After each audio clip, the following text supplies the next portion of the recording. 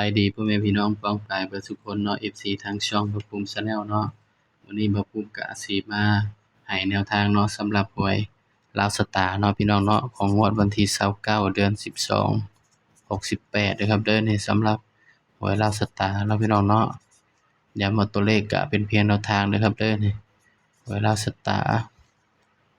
บ่าวก็แต่ก่อนบ่าวก็ให้เนาะพี่น้องเนาะแต่ว่าพักหลังมาบ่าวก็บ่ค่อยได้ลงให้ปานใดเนาะพี่น้องเนาะเพราะเนื่องจากว่าบ่มีกระดาษเนาะพี่น้องเนาะกระดาษบ่หลายบ่าวก็ประหยัดไว้แต่ลงลาวพัฒนาเนาะส่วนกระดาษเนาะกระดาษบ่าวบ่หลายก็เลยสิมาลองให้เบิ่งเนาะงวดวันที่29นี่เนาะพี่น้องเนาะใกล้สิสิ้นปีแล้วสำหรับลาวสตาร์เฮาสำหรับมื้อนี้ก็ถือว่าปังเนาะพี่น้องเนาะเมื่อวานนี่ก็ปังแต่ว่าบ่าวบ่ได้ลงแนวทางให้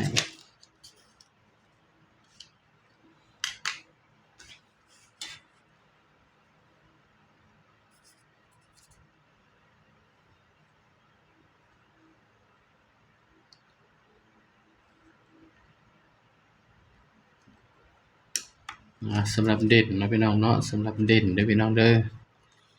ให้เด่นไปที่6 7เด่น6กับ7เนาะครับเนาะสำหรับแนวทางหวยลาวสตาร์เนาะย้ำว่าตัวเลขเป็นเพียงแนวทางเด้อพี่น้องเด้อมีเข้ามีหลุดเนาะมักก็ตามบ่มักก็เลื่อนผ่านเนาะพี่น้องเนาะบ่าวก็ให้เพื่อเป็นแนวทางเท่านั้นเนาะครับเนาะเฮาก็บ่สามารถรู้ดอกเนาะว่ามันสิมาตัวใดพี่น้องก็ให้เพื่อเป็นแนวทางเท่านั้นเนาะ ก็มาจับคู่นำกันบัดนี้พี่น้อง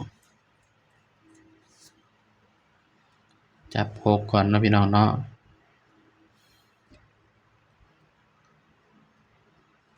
จับ6ก่อน